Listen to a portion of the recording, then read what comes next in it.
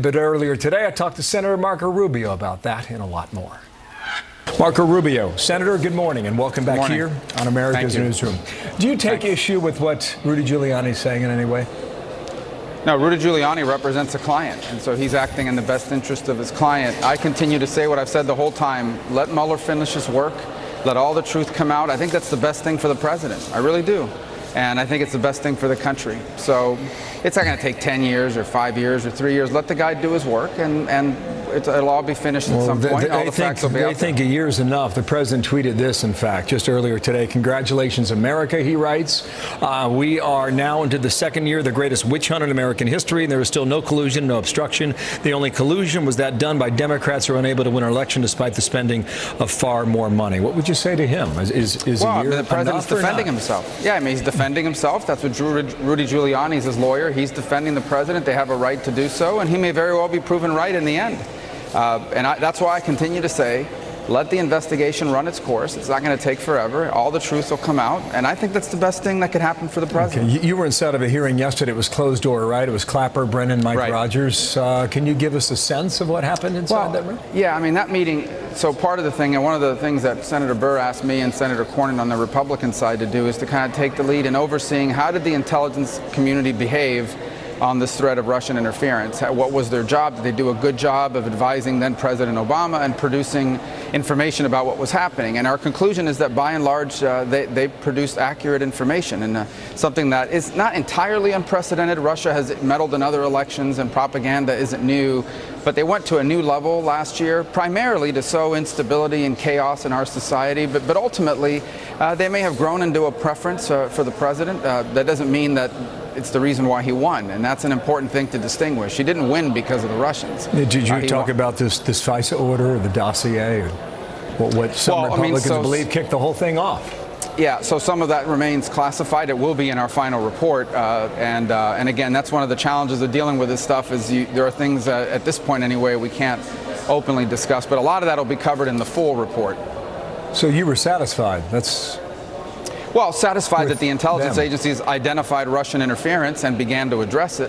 Our focus is very different from what Mueller's doing. Mueller's is a criminal investigation. Ours is oversight over the intelligence community and trying to prepare our country for future efforts by Russia, by China, by anybody to mess around in our elections. And so, again, that's one of the things that's our job, and it's different from Mueller's. Okay, understood. James Comey was not there. Did that bother you? Well, I'm not, again, I don't know why he wasn't part of it. We kind of looked at he's in a counterintelligence role at the FBI. We've had him in before, and I imagine if we need him, we'll have him back again. But he's been interviewed and he's testified a couple times. We have a lot of information from him already, and that'll also be part Senator, of the report. what do you think? I mean, do you think there was collusion during this election or not? Well, listen, I've said this in the past, and I've said it again. We've seen no evidence of that to this point. There'll be a final report issued. That's the part we're looking at now. I'll let the report speak for itself. And it's, again, why I say I think the best thing that can happen here for the president is for all the facts to come out. Even if it takes another year or even 2 years. Is that what you're saying? Well, let me tell you this. If there was anything about collusion that would have been leaked a long time ago and everybody would have been talking about it. But, you know, we're still doing our work. Mueller's still doing his work. We'll see. But let me just reiterate what I said and read into what you might. Let the truth come out. I think that's the best thing for the country and the president. Believe me. Two other issues. The Israeli embassy was open this week in Jerusalem. The fighting along the Gaza Strip was intense at times. You have a very unique position on this. Maybe not unique, but distinct position on this. What do you think the media is missing in the coverage of that story this week? That Hamas is driving the whole thing. Ask yourself this. What are elderly women and small children and disabled people doing trying to cross into Israel through Gaza? It's all being instigated by Hamas. Hamas is finding people that they believe the media will turn into sympathetic victims and putting them out there to be hurt. They know what they're doing. They've done this over again, and many in the media fall for it. This is 100% the fault of Hamas, and to some extent, of course, the Palestinian Authority. Last topic, and this goes to trade talks with the White House between the president and China. The ZTE is a giant Chinese telecommunications company, and there's a big issue with that company as to whether or not they're spying on Americans by selling the devices they have, and they put you in the hands of regular folks like you and me.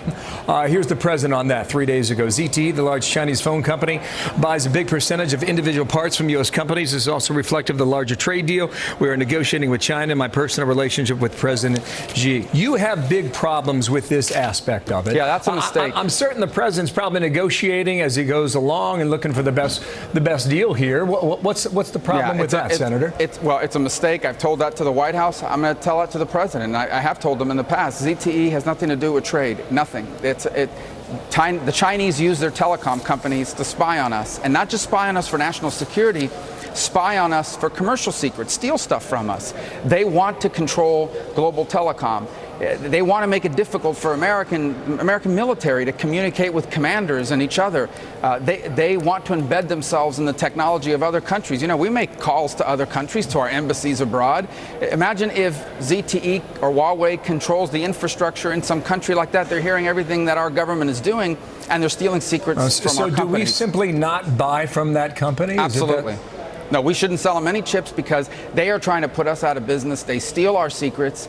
They reverse engineer the things that we do. Their goal is to dominate telecommunications, all technology in the world, and they are doing it by stealing from us. We should not be helping them. I do not shed one tear for ZTE or Huawei or any of these companies. Chinese companies backed by the Chinese government have put plenty of American companies out of business, and they're doing it to undermine us economically, geopolitically, and from a national security perspective. I hope you come back soon, Senator. Thank you for your time today. Marco Rubio from Capitol Hill today. Thank you. Thank you.